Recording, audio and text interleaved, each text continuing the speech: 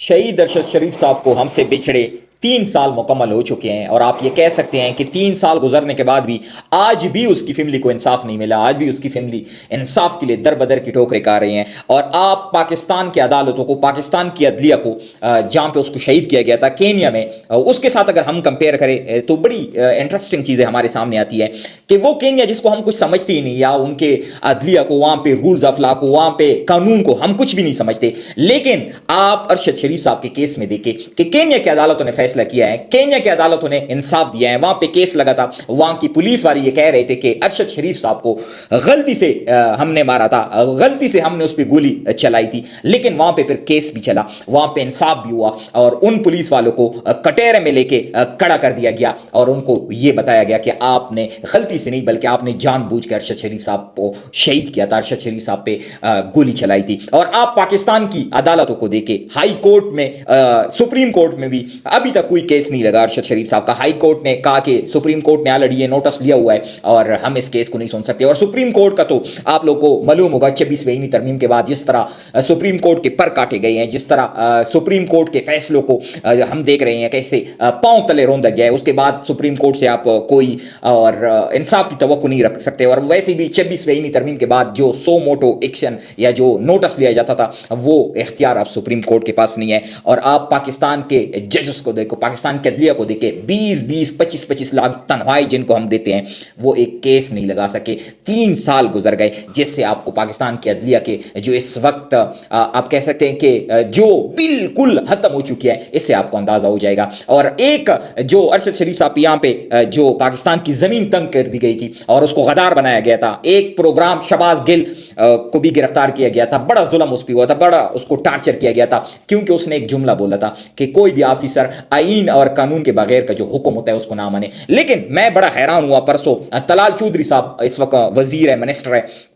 اس نے یہ بیان دیا ہے، سیم یہی بیان دیا ہے کہ کوئی بھی آفیسر آئین اور قانون کے بغیر جو حکم ہوتا ہے اس کو نہ مانے، لیکن اس کو کسی نے کچھ نہیں کہا۔ اور اسی بات پہ شہباز گل کو کس طرح ٹارچر کیا گیا تھا وہ پورے پاکستان کو پتا ہے، اور ارشد شریف صاحب پہ اس وجہ سے غداری کے فتوے لگے تھے، غداری کے اس پہ FIR تھا کہ آپ کے پروگرام میں ایک بندے نے ایسی کون سی بات کی تھی، یا کیوں ایسی کوئی اتنی بڑی بات کی تھی۔ لیکن ارشد شریف صاحب کا قصور یہ تھا کہ وہ کہہ رہا تھا کہ اگر اس ملک میں ہر بندہ جواب دے ہے، ایک وزیر اعظم کو عدالتوں میں گھسیٹا جاتا ہے، اس سے سوال کیا جاتا ہے، اس سے پوچھ گچھ کی جاتی ہے، تو پھر سسٹم میں بیٹھے ہوئے لوگ کیوں وہ جواب دے نہیں ہے، کیوں وہ جواب نہیں دیتے، جس پر پھر ارشد شریف صاحب پہ پاکستان کی زمین تنگ کر دی گئی اور کینیا میں جا کے اس کو شہید کر دیا گیا۔ آپ یہ چیز دیکھیں کتنا مشکل سے اس نے اپنا ملک چھوڑا ہوگا، جس بندے کے باپ اور بھائی نے اس ملک کے لیے شہادت دی تھی، شہادت اس ملک کے لیے دی تھی، اس نے بھی اپنا ملک چھوڑا تھا کہ شاید بعد میں واپس آ سکوں، اپنے بچوں کے ساتھ، اپنی فیملی کے ساتھ یہاں پہ زندگی گزار سکوں، لیکن چونکہ اس وقت حالات ایسے نہیں تھے ارشد شریف صاحب کے لیے، لیکن پھر بھی اس کو معافی نہیں ملی، اس کو معاف نہیں کیا گیا اور کینیا میں جا کے اس کو شہید کر دیا گیا۔ اور میں حیران ہوتا ہوں پاکستان کی عدلیہ پہ، پاکستان میں بیٹھی ہوئے ایسے ججز پہ۔ اگر آپ کو لگتا ہے کہ آپ کے فیصلے پہ عمل نہیں ہوتا، آپ کے حکم پہ عمل نہیں ہوتا، جو کہ آج ہمارے سامنے تھا، سہیل افریدی صاحب کو اجازت ملی کہ آپ جا کے عمران خان صاحب سے ملاقات کریں، لیکن پھر اس حکم کو ایک جو سپرڈنٹ ہے اس نے نہیں مانا، اور جو دوبارہ وہاں پہ اڈیالہ جیل میں سہیل افریدی صاحب گئے اور عمران خان صاحب سے اس کو اجازت نہیں ملی کہ وہ ملاقات کر سکے۔ اب آپ مجھے یہ بتائیں کہ ایک جج کل کو یہی جج دوبارہ بیٹھے گا کسی بینچ میں، وہ فیصلہ کرے گا، حالانکہ اس کو اتنی